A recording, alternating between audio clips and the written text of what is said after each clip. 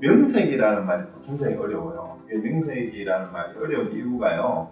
대부분의 책에서 이 명색을 제대로 설명을 안 해놓은 이유가 초기 경전이나 아비달마 논서나 해설서에도 보면 되게 복잡하게 어렵게 설명을 많이 해놓고 또 오해하기 쉽게 해놓은 게 명은 정신이고 색은 물질이다 이렇게 그냥 해놓고 더 이상 설명이 없어요. 그러니까 명은 흔히 오온에서 말하는 색 빼고 수상 행식이 명이고 색은 이제 그냥 물질이다 이런 식으로 해석을 해놓은 게 많기 때문에 이 명색을 이해를 잘 못하는 것 같아요.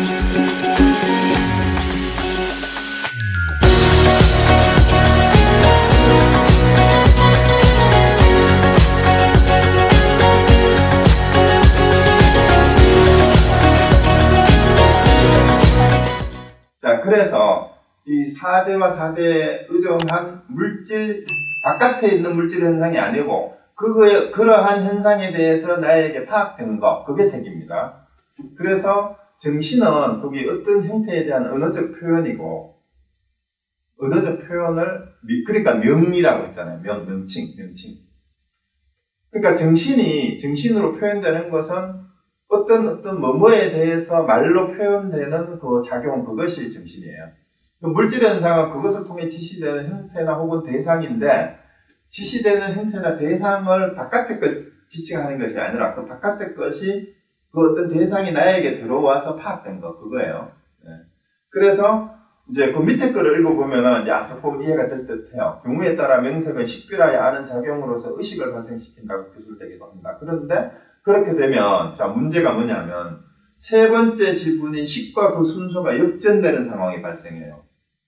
왜냐면 명색에서 의식이 나온다 이렇게 되면은 식이 있으므로 명색이 있다. 12연기의 순서는 그렇게 되잖아요. 그럼 명색에서 식이 나온다 이렇게 되잖아요. 그 다음에 또 하나 위로 가보면은 뭐가 됩니까? 명 안에 수상행식이 포함된다면 어떻게 됩니까? 명 안에 수상행식이 포함되면은 뒤에 행은 앞에 나왔고 그러니까 이게 이제 여기서부터 헷갈리는 게 12연기가 어렵다고 얘기하는 게 이거예요. 자 12연기가 순서가 이렇게 되어 있는데 명색을 명은 정신이고 색은 물질이다 해놓고 명은 오원에서 수상행식에 해당한다 이렇게 되면 어떻게 돼버립니까? 행이 여기도 있는데 식이 앞에 있는데 그럼 이 행하고 오원에서 말하는 수상행식이 연기에서 말하는 수상행식이 다른 거예요? 똑같은 거예요. 그럼 앞뒤가 안 맞잖아. 또. 명을 만약에 수상행식이라고 얘기를 하면 뒤에는 또 뭐까지 있어요? 수까지 있죠? 이게 아까 설명했을 때는 여기에는 수, 상, 사, 촉 이게까지 들어가 버리면은 또 뒤에도 있네. 그러면은 뒤에 명색에 포함되는 수상, 사하고 요 뒤에 7번째 나오는 그 6번째는 촉수하고 또 관계는 어떻게 되느냐. 이게 완전히 순서가 뒤죽박죽이 되어버립니다. 그래서 단순히 명색을 정신이나 물질이라 해놓고 명은 수상형식에 해당되고 뭐 수상사에 해당이 되고 색은 물질이다 이렇게 해놓으면은 이게 12연계 지분이 그럼 어디로 가는지를 모르게 돼서 12연기가 갑자기 어려워져요. 이걸 공부를 하다가 보면. 자, 그래서 명색은 다시 이제 가운데로 와서 가운데 부분 보세요. 이 세 번째 지분과 순서 역전돼서 발생해요. 그래서 명색과 식이 발생한 순서는 반드시 일방적이지 않으면 서로를 의존하는 관계입니다. 자, 여기서 결국은 뭐예요? 명과 식이 발생하는 순서가 꼭 명색으로 인하여 식이 있고 꼭 그렇지 않다라는 거예요. 초기 불교에서 정신이란 경험세계를 초월한 정신적 실체를 가리키는 게 아니에요. 다만 정신도 그렇고 물질도 마찬가지입니다. 정신은 물질 현상과 짝을 이루는 경험적 요인을 의미할 뿐이다. 한편 색이라는 것도 순전한 물리적 실체나 객관적 사물이 아니며 인식 능력과 불가분의 관계이다. 그렇게 인식하는 거예요. 정신도 마찬가지입니다. 영혼 따위의 실체, 정신적 실체가 아니며 아트만 같은 그런 게 아니라는 얘기예요. 색 역시 객관적 물리적 현상을 의미하는 것이 아니다. 이들은 현실의 경험을 위해 전제되는 정신적 육체적 작용 능력이라고 볼 수가 있어요. 정신적 육체적 작용 능력. 자, 그래서 명색을 정신과 물질로 나누어서 보면 굉장히 오해를 할 수가 있고요. 그 다음에 12연기의 고리가 완전히 뒤죽박죽이 되어버려서 도대체가 오리무중이 될 수가 있습니다. 그래서 명색이 정신 물질로 분열되어 있는 책들에서 이런 부분을 왜 그런지를 제대로 설명을 안 해주고 정신 물질로 되어 있는 책은 아무리 봐도 강의를 들어도 불교가 자꾸 어렵게 되는 이유가 이런 개념들에 대한 정확한 이해가 되지 않는 상황에서 이 진행이 되니까 불교는 공부를 하면 할수록 더 어려워지는 이유가 깨닫지 못해서가 아니고요. 그래서 책을 보지 말라고 선사들이 얘기했는지도 몰라요. 책 봐봐야 또 헷갈리기만 하고 아르마리만 되니까 자기 안에서 일어나는 마음작용을 하나라도 바로 깨달으면 앞에 그랬잖아요. 무명을 얘기하면서 이런 거를 이 중에 하나라도 아는 게 모르면 무명인데 거꾸로 얘기는 없지만 제가 말씀드린 이 중에 하나만 알면 나머지는 저절로 알게 된다라는 게 있습니다. 그래서 책을 보지 말아야 했는지도 몰라요. 이런 거 이거 본다고 되는 게 아니거든요. 이걸 하나하나 어떻게 다 알아가겠습니까? 자, 그 다음에 일단 명색은 그 정도로 해놓고 하여튼 이게 정신물질로 번역하는 데서부터 오해가 생기는데 참 이게 저는 자꾸 요즘 이런 얘기를 많이 해요.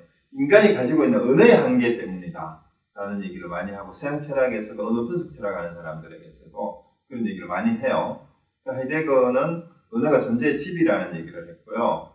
또 그 다음에 비트겐슈타인이나 이런 사람들은 또 말할 수 없는 것은 침묵한다 이렇게 했는데 침묵한다고 되는 건 아니잖아요. 의사소통이 이루어져야 되는데 근데 말을 하면 점점 더 오해를 하니까 말을 할 수 없는 것에 대해서는 침묵하는 게 맞기는 맞아요. 말을 할 수 없는 걸 자꾸 말을 하려고 하면 말이 안 되는 말을 자꾸 해야 되거든요. 말도 안 되는 말인 거예요. 그럼 말할 수 없는 거를 자꾸 말하면 어떻게 됩니까? 한마디로 전문 용어로 헛소리라고 하는 거예요. 그게 말이 안 되는 말을 자꾸 하면. 그런데 불교에는 그런 말이 있어요. 말 없는 말이라는 말을 하잖아요. 말 없는 말, 길 없는 길 이렇게 얘기하듯이. 자 어쨌든 그러면은 경전에 그런 근거가 있느냐? 있어요. 이게 명색과 식이 상호 의존한다라는 말이 아까 또 헷갈릴 거예요. 연기에 이것과 저것의 관계는 상호 의존이 아니라면서 왜 또 여기 상호 의존이라고 말을 하느냐? 그래서 그 뉘앙스는 조금 달라요. 여기서 쌍용따니까의 중간 부분에 이런 말이 나오는데요. 비구들이여 하고 그때 나에게 반야에 의해 이치에 합당한 분명한 얘기가 생겼다. 식이 있는 곳에 명색이 있다. 명색은 식에 의존한다. 그러면 이거 무명행식 명색 이 순서가 맞아요. 12연기 순서대로. 그 밑에 이제 제가 일부러 굵게 진하게 하는 부분만 보세요. 명색이 있는 곳에 식이 있다. 식은 명색에 의존한다. 요 말이 또 나오죠. 자, 요거는 뭐예요, 또? 그러면 무엇이 있기에 식이 있는 것일까? 식은 무엇에 의존하는 것일까? 비구들이요. 그때 나에게 반야에 의해 이치합당 분명히 똑같이 얘기를 해요. 왜 반대로 얘기를 하잖아요, 여기서는. 명색이 있는 곳에 식이 있다. 식은 명색에 의존한다. 이거는 그러면 식과 명색의 관계는 분명히 앞뒤로 상호 의존하는 관계가 돼요. 명색이 식에 의존하기도 하고 식이 명색에 의존하기도 한다라고 분명히 경전에 이렇게 돼 있어요. 그리고 그 밑에 쭉 내려가면은 그 다음부터는 그 밑에 바로 이런 말이 나오죠. 그런데 비구들이요 그때 나에게 이런 생각이 들었다. 그런데 이 식은 명색으로 되돌아가 그 이상 가지 못한다. 또 이렇게 해놨어요. 근데 이 말도 좀 이상해요. 사실은 식이 무명행식 명색이거든요. 근데 식이 명색으로 되돌아간다고 얘기를 했어요. 그래서 더 이상 나가지 못한다라고 얘기를 해놓고는 그 뒤에는 이제까지 늙게 되거나 태어나게 되거나 죽게 되거나 쇠락하게 되거나 다시 태어나게 된 것이 있다면 그것은 명색에 의존하고 있는 이 식이다.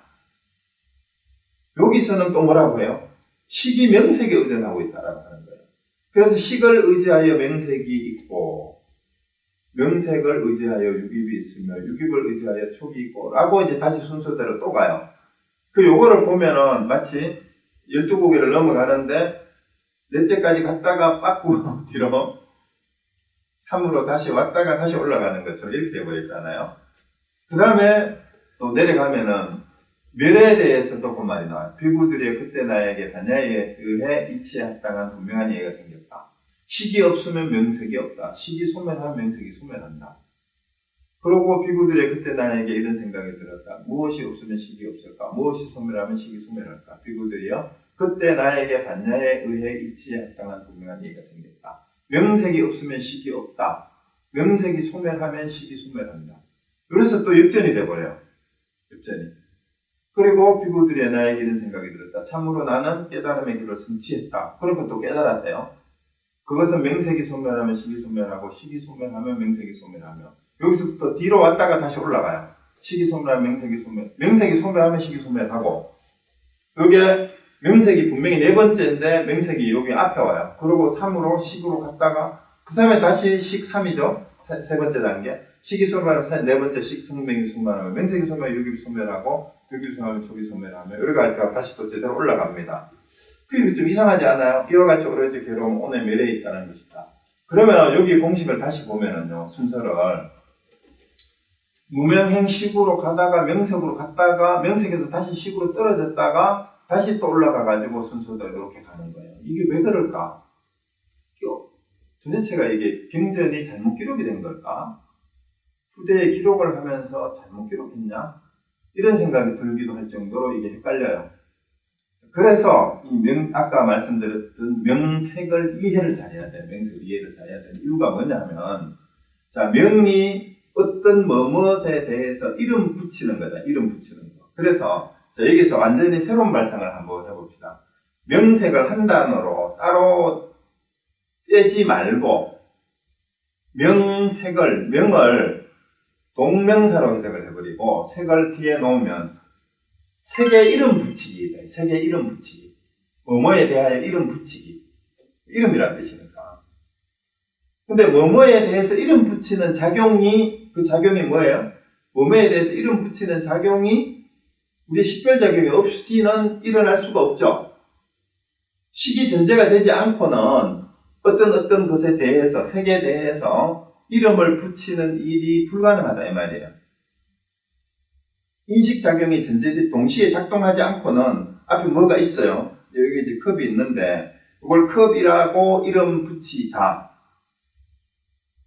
아니면 이걸 꽃이라고 부르자. 김순수 시인의 시가, 꽃이라는 시가 생각이 나죠. 누가 그 이름을 불러주기 전에 다만 나는 하나의 몸짓에 지나지 않았어요. 그죠? 그냥 몸짓이라는 말이 그냥 있는 거예요, 그게. 근데 내가 그에게로 가서 꽃이라고 누가 이름을 불러주니까 그 꽃이 나에게로 와서 꽃이 된 거잖아요. 나에게로 와서 된 꽃이 색이고요. 그리고 그 꽃이라고 이름 붙이는 게 명이에요. 그게 명색이에요. 하나 합쳐져서. 여기 선생님 오랜만에 오셨는데, 이 선생님이 나의 장미야. 이렇게 되면은, 내가 좋아서 그대는 나의 장미라고 이름 붙이는 순간, 내가 그를 장미라고 이름을 붙여주는 순간, 그는 나에게로 와서 내 안에서 나의 장미가 되는 거죠. 그래서 명색이란 말은 바깥에서 내 감각작용에 의해서 인식된 모든 대상에 대해서 내가 어떤 이름으로 붙이는 행위, 그게 명색이에요. 그냥 이렇게 이해합시다. 그러면 거기에 식이 없이는 그게 안 되잖아요. 그러니까 식에 의존해서 명색이 있고, 이건 이해가 될 법하죠? 자, 그 다음에 거꾸로. 그럼 명색은 그 다음 식은 어디에 의존하느냐? 이게 이제 문제예요. 식은 어디에 의존하느냐? 자, 우리가 어떤 인식을 하려면 저것이 뭐뭐다라고 인식을 하려면 어떻게 해야 돼요? 뭐뭐에 대해서 이름 붙이기가 선행이 되지 않으면 인식이 됩니까? 그 얘기예요. 뭐뭐를 인식을 하려면, 저것이 뭐뭐다라고 인식을 하려면 뭐뭐라는 이름이 먼저 붙여져야 그게 인식이 되잖아요. 여기 이해됩니까? 그러니까 그때는 뭐예요? 자, 저것이 여기 있어요. 이게 몸짓으로 있어요.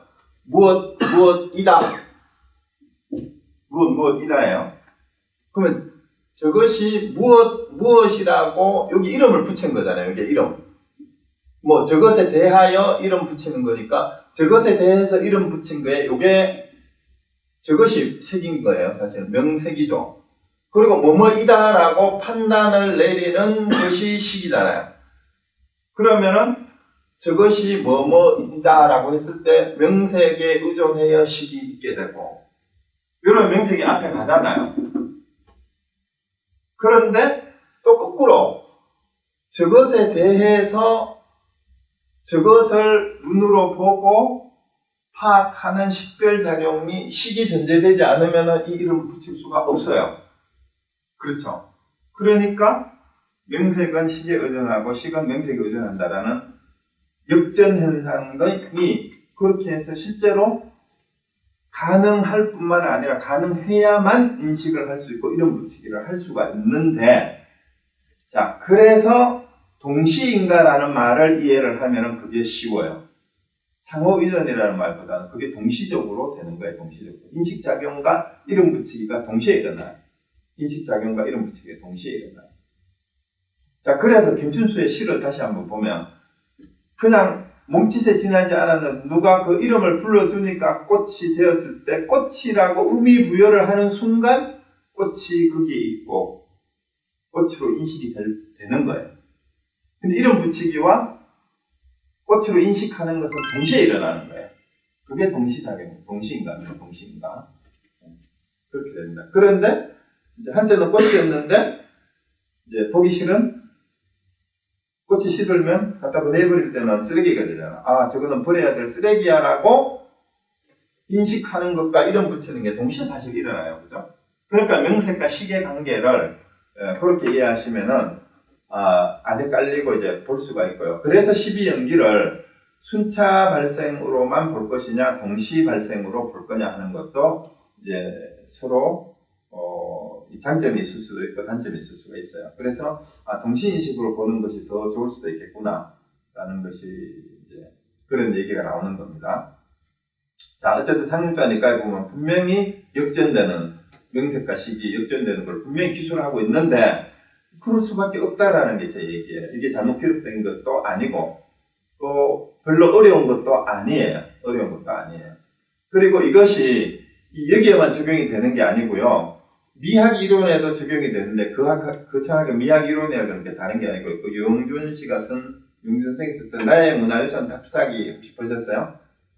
그게 1, 2, 3, 4, 5, 6, 7 막 쭉 나왔잖아요. 몇 번이. 근데 나의 문화유산 답사기에서 아주 중요한 논점이 되는 주제가 있습니다. 여러분 어디 구경을 가죠. 관광지나 이제 역사적인 유적이 있는 데를 구경을 갔어요. 여러분이 가보면 안다라고 흔히 얘기하죠. 내가 거기 가봐서 알아 그러죠. 근데 이런 경우에는 자기가 직접 체험해서 아는 거예요. 근데 가보면 안다인데, 근데 나의 문화유산 답사기를 보신 분은 가보면 알까요? 왜 그 책을 보고 찾아갈까요? 모르고 지나쳤던 건데 그 책을 읽고 나니까 거기에 이런 전설이, 이런 역사가, 이런 의미가 있구나 하는 거를 알고 가니까 유영준 선생이 그 책에서 주장한 내용이 뭡니까? 나의 문화유산이 문화유산인지도 모르는 거예요. 지천에 널려 있는데. 그래서 아는 만큼 본다라는 말이 거기 나와요. 아는 만큼 본다. 보고 아는 것이 아니라 아는 만큼 본다는 거예요, 사람이. 그래서 이게 미학 이론에서도 이게 같이 이 부분하고 연결이 되는 게 아는 만큼 본다라는 말하고 보고 안다라는 말을 명색하고 식이 역전이 되는 그런 관계라고 이해하시면 됩니다. 아는 작용은 식이에요. 그러니까 아는 만큼 본다라고 했을 때 본다라는 것도 인식작용이잖아요. 그 아는 것이 식이 전제가 됐을 때 이때는 식이 분별작용입니다. 아는 만큼 그 이름도 알 수가 있고 붙일 수가 있어요. 자기가 모르면 이름 붙일 수가 없어요. 그래서 식에 의존해서 명색이 있는 거예요. 근데 거꾸로 가보니까 몰랐어요. 보고 나서 알게 됐다는 것은 보고 자기가 이름 붙이면 돼요. 그래서 이제 식과 명색의 관계가 이렇게 역전이 될 수도 있는데 실제로 현실에서 그게 가능하니까 역전되는 것을 이렇게 기술해 놓은 거예요. 자, 그러고 이제 6입은 뭐냐? 6입도 또 오해를 많이 합니다. 6입은 흔히 안입의 설신이라고만 얘기를 해놓은 경우가 많은데요. 그렇게 적어 놓으니까 우리의 감각기관인 줄로 알아요. 감각기관인 줄로 아는데 감각기관을 얘기하는 것이 아니고요. 육근도 감각기관을 단순히 얘기하는 게 아닙니다. 육근의 작용이 일어나는 자리, 이렇게 얘기를 해야 돼요. 그 육입처라고 말을 합니다. 그냥 육입인데 사실 육입처라고 붙여서 말하면 오해의 소지가 더 없어요. 그 육입처라고 하는 게 좋습니다. 육입. 근데 이제 12연기에서 그냥 육입으로 끊는데 육입처. 그러면은 육입처는 뭐냐 하면은 안이비설신의에 의해서, 안이비설신의가 감각기관이잖아요. 그 감각기관에 의해서 외부의 대상이 되는 색성량 위쪽 업이 6가지 감각기관을 통해서 들어온단 말이에요. 들어온다. 육입. 들어오는 자리, 들어와서 맺힌 자리, 들어온 자리, 그게 입처예요. 그러니까 안입이 설신 이를 통해서 각각의 외부의 어떤 대상이 들어와서 내 안에서 맺힌 자리, 파악된 자리, 인식된 자리예요. 처라는 말은. 그래서 6입은 그러니까 색을 이해하는 방법을 설명할 때 이해했던 방식으로 대상을 보고 그것이 들어와서 내 안에 맺혀서 그것을 어떤 대상이라고 인식하는 내 안에 있는 그 자리, 마치 카메라 연사막과 같은 그 자리, 그것이 뇌에 있는지 마음에 있는지 뭐 손가슴에 있는지 그건 아직 잘 몰라요. 그 자리를 이름하여 그 자리가 마음이에요. 마음 자리예요. 인식작용이. 여러분 마음이 머리에 있어요? 가슴에 있어요? 어디에 있습니까? 그러니까 이제 서양의 자연과학을 공부한 뇌과학자들은 정신이, 마음작용이 뇌의 분석을 통해서 밝혀질 거라고 생각하고 뇌과학을 하는 사람들이 많은데 오히려 자연과학을 하지 않은 사람들은 마음이 어디에 있느냐고 하고 물어보면 또 가슴에 있다라고 얘기하는 사람이 많아요. 또 마음을 지칭할 때 가슴을 우리는 습관적으로, 감정적으로는 가슴을 치잖아요. 머리를 안 치거든. 마음이랑 특히 감정하고 관련되는 마음은. 그런데 어느 정신과 의사가 썼는 책에 이제 마음을 챙깁니다라는 책이 있던데요. 그게 자기도 초보 정신과 의사였을 때는 마음이 머리에 있는 줄 알았대요. 그래서 뇌를 분석하면은 마음도 정신도 바로잡을 수 있다고 생각하고 환자들도 그렇게 접근을 했는데 오랜 의사 생활을 하고 공부도 해보고 인생을 살아보니까 마음이 어디에 있다고 그 정신과 의사가 보고가 있냐면요. 그럼 마음이 어디에 있을 것 같아요? 손 들고 한번 딱 해보시고. 마음이 가슴에 있습니까? 근데 그 정신과 의사는요, 마음이 어디에 있냐 하면 온몸에 다 있다 이렇게 얘기하더라고요. 몸이 가는데 마음이 있습니다. 마음이 가는데 몸이 있어요. 자, 그리고 육입처는 이제 그런 것입니다. 그 다음에 촉은 우리가 접촉하는 건데 이것도 그냥 촉이 아니고요. 육입과 명색과 식이 접촉하는 거예요. 그러니까 육군, 육병, 육식이 세 가지가 결합이 되는 그것을 촉이라고 해요. 그러니까 감각기관에 안입에서신의가 있고 색상 노처법이 있고 그것이 연결이 되어서 인식작용이 일어나는 그거를 촉이라고 합니다. 단순히 접촉이 어디 다 닿는 거 아니에요.